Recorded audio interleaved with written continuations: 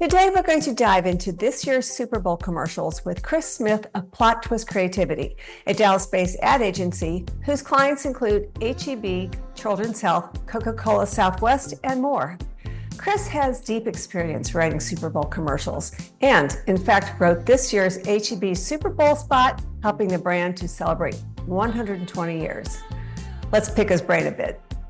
Chris, welcome. Let's start. Let's talk about the top ones locally. I know that the Lay's potato chip one, which was about the family farms, done by an agency in Chicago named High Dive, who, when we were starting Plot Twist, I know the founder of High Dive and reached out to him for advice.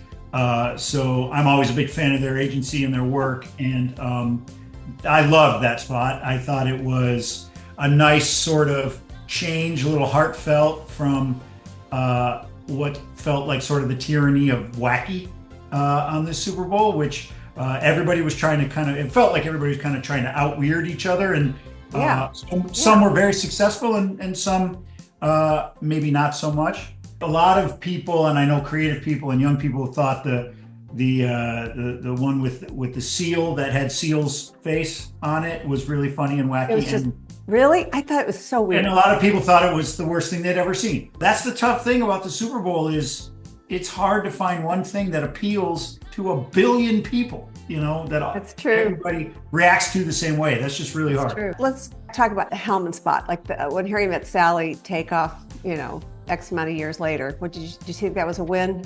I thought it was like not a home run, but a triple. Like I really liked it. I really enjoyed it. Of course, I'm of the age where I got the reference immediately. I wondered if the original cameo at the end of I'll Have What She's Having was someone different, and maybe someone said, this is an older movie reference, so we need someone younger. The influencer. Yes. Yeah, we need someone who's a little more popular with the kids.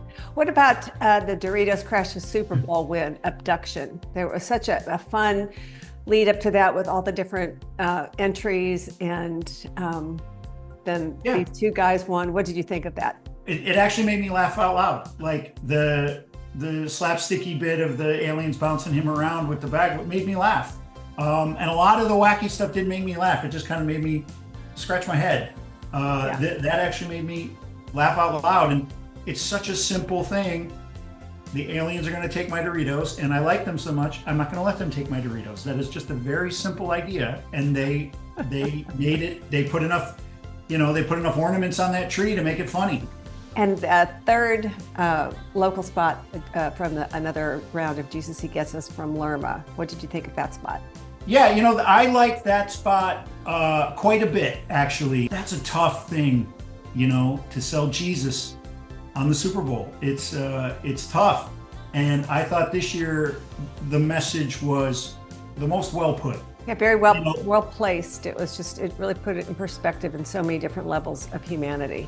Topical in the right way, and a message that the real superstars are those who help others. Hard to argue with that. I don't know what you thought, but I thought the Rock Up Mortgage just hit it out of the park, just because when they came back, the entire stadium was singing John Denver. They actually hit it into the park. That's right, they hit it into the park. They actually hit the spot into the ballpark. Some brands might have they mentioned West Virginia, and it's very specific. Yeah. And they were just like, who cares? It's a song everybody knows. We don't have to overthink it so much. Yeah. Let's just throw it out there. And it was a nice message. I liked it quite a bit. I think it hit home. Yeah. I really liked the one for the Google, it's called Dream Job, for the Pixel phone that has the AI assistant, and the guy was practicing a job interview, and you see that all of his job skills were raising a family, and being a husband and father, and that was a tearjerker. That was like, totally. I mean, and it got me. I'm a dad. I've got a grown daughter who was a little girl. I get it. It was. I was a little bit of a mess at the end of that. I was impressed. I thought it was funny. There was these two mustache, the Pringles and then the Little Caesars. They both had mustaches in them. Well, mustache and eyebrows. And eyebrows, but there was the little baby had the mustache. I mean, it was a hair thing. You know, it was like an AI hair thing. I was comparing it to like the year Armageddon and Deep Impact came out. Like two people came up with the same idea at the same time. And I know. Yeah. Both weird, but disembodied facial hair really had a moment this year. My favorite part of the Little Caesars was when the caterpillars went, "We're not worthy. We're not worthy." Yeah, that made me laugh. Just so bizarre. And you know, for speaking of disembodied, I felt like the Coffee Mate one with the tongue, the sort of disembodied tongue, didn't quite make it. What other ones do you think were a miss? Something that didn't quite. It made you go. It started out, I thought, pretty promising, which was looking at a sonogram, and the baby has a cowboy hat. I'm like, okay, that's funny. That image kind of made me laugh. But then for the rest of the commercial, it was a flesh cowboy hat, and that was just a little. That was just too weird for me. I thought that was too weird. I felt like there were a lot of really well produced, really expensive spots that they shoehorned a lot of celebrities into them that I didn't always think they necessarily benefited. Like from. Dunkin' Donuts? I really liked what they did last year. And I think assembling that A-list cast is an unbelievable thing. So many spots that end up on the Super Bowl are really just trailers for a much longer piece. The full Dunkin' Donuts, the Dun Kings thing, is a 7-minute film. True. They cut it to 1 minute. In my opinion, didn't make any sense at all. I feel like it should work even if you don't watch the longer piece. Yes. You know, the fact that they said we should have gotten Matt Damon, and then Matt Damon was in the Stella Artois. Yeah, which was, you know, to me, I gave that one like a 7. I'm not sure why David Beckham's long lost brother would be a very famous guy. Like the logic of it didn't quite work out for me, but it was enjoyable. Like I thought that had some of the best sort of kick. Yeah. Yeah, and had some of the best like banter back and forth. Like Matt Damon is just like, he's just funny. The Instacart spot had so many brands packed into one commercial. What did you think about that one? Yeah, I thought that was, it felt like, you know, the movie Ready Player One, you know, we're like, man, how did they get the rights to all of this? Yeah. And, you know, our producer was like, oh my God, it gave her hives. From what I understand, they didn't actually pay all those brands. They just said, hey, we'd like to feature you in a Super Bowl spot, and then we'll give you advertising space on our app or something. Like they made a little deal. Pretty brilliant. That's and I thought it actually worked. I thought the Uber Eats spot with Matthew McConaughey actually was really fun. I enjoyed that quite a bit because they did an amazing balance to me of letting Matthew be Matthew, but also letting him play other characters, which he was really good at. It felt the right length. It breathed. Had a good rhythm.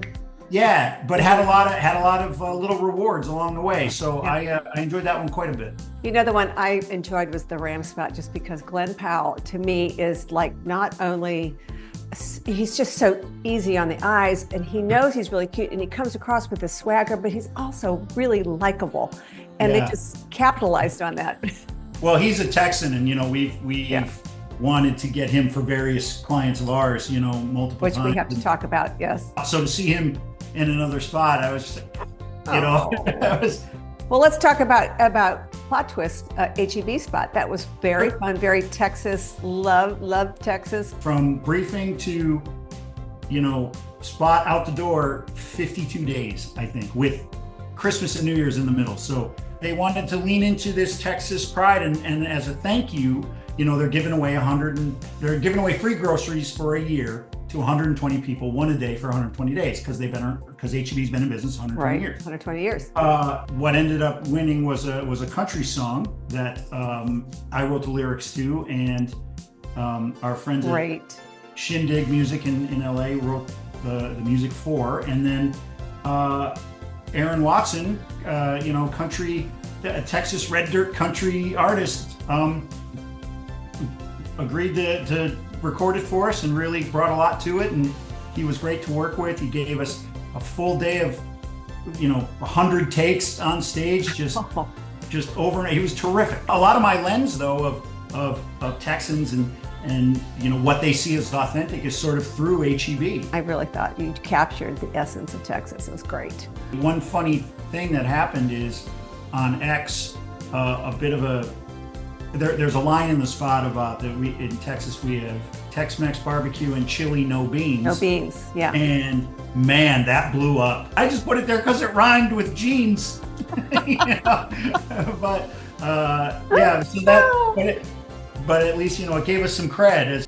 Well, on the other side of that, talking about taking sides and all that stuff, what did you think about the Foundation to Combat Anti-Semitism? I wanted more. I liked it so much that I wanted to see it devolve into really basically what it ends up is I hate you because you hate me. I mean, that's, yeah.